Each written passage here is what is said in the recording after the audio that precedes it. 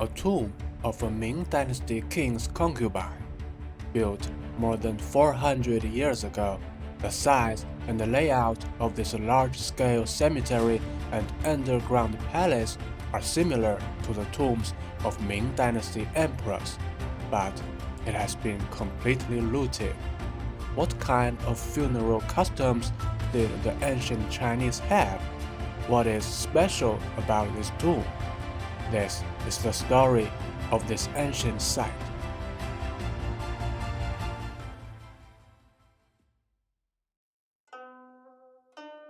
In the suburbs of Xinxiang City, Henan Province, China, there are two grand royal tombs of the Ming Dynasty, built in the early 17th century, more than 400 years ago. We visited the king's tomb in the last episode. I'll leave the link in the description. And now we are going to see the tomb of his concubine. As can be seen from the air, the two cemeteries are not much different in size. This concubine died 13 years before her husband. Therefore, this cemetery was built for her under the king's watch, which shows his deep affection for her. The ancient Chinese believed that death is the continuation of life in another world. Everything a person owned while alive, including lifestyle and daily necessities, must continue to be owned after death. The tomb as a person's residence in the next life, many items would be buried inside with the tomb owner. As for the buildings underground, if I hadn't said anything, you probably wouldn't have noticed it was a cemetery. These courtyards and buildings are just like ordinary residential areas. Indeed, the layout of ancient Chinese royal tombs was the same as that of imperial palaces. At least since the Qin dynasty, that is 2,400 years ago, China's imperial palace construction has adopted a layout in which the emperor discusses state affairs in the front area and lives in the back area. At the same time, the royal tombs also adopted the same layout. The courtyards we see now are equivalent to the front area of the palace. There used to be a grand hall here for ceremonies, and the back was equivalent to the residence in the palace. That's where the underground palace, the final resting place of the tomb owner, is located. But before going there, we need to take a detour.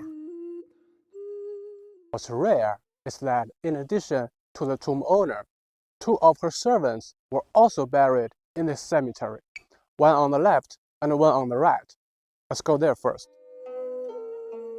As can be seen from the air, this huge circular structure is the tumulus of the tomb owner, and below is the underground palace. On the left and the right sides are the tombs where her two female servants were buried. The two small tombs are the same and are not deep from the ground. Since the cemetery was robbed at the beginning of the last century, when archaeologists came here later, they found nothing inside. The two small chambers on both sides of the tomb passage should be where the burial objects were placed. The stone doors are well preserved, and there is only one tomb chamber, which is not very big. The fate of this cemetery is the same as that of her husband. We already talked about it in the previous episode.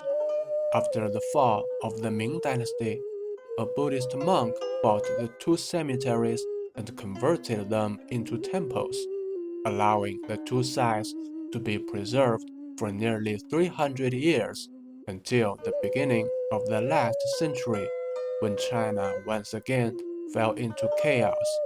The two tombs were robbed in the 1930s by bandits. Finally, we are going down to the underground palace, which is behind this two-story tower. This tomb chamber is only about 4 meters from the ground, not too deep, just like her husband's. This arch is the entrance, originally blocked by some stone slabs, perhaps those on the ground. About 100 years ago, tomb robbers dug hole from the ground and broke the stone slabs from right here to enter the tomb chamber. After the tomb robbers left, the tomb has been left open. According to local villagers, some brave people would hold torches and enter the tomb to explore, or perhaps hunt for treasure. This situation lasted for decades.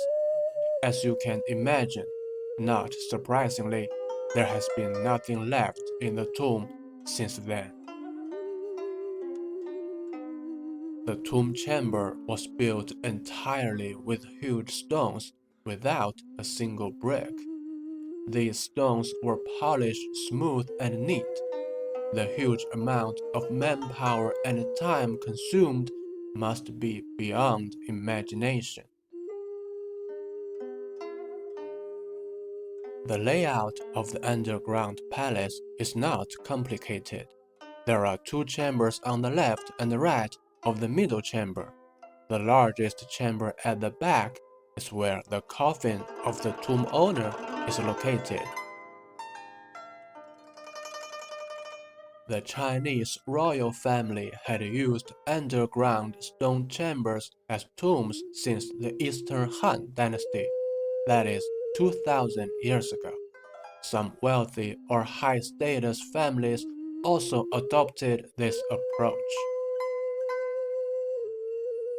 Compared with burying the coffin directly in the ground, building a stone chamber can better preserve the coffin and burial objects because the stone does not decay.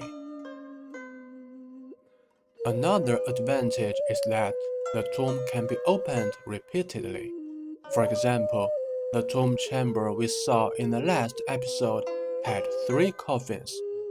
The 3 people most likely did not die at the same time, but they could still be buried together. In contrast, only the concubine was buried in this underground palace.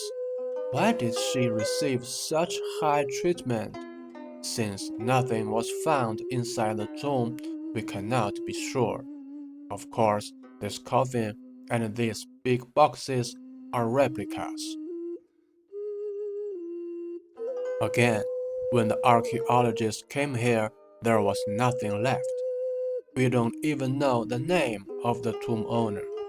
The only information we know about her is that she was only 31 years old when she passed away.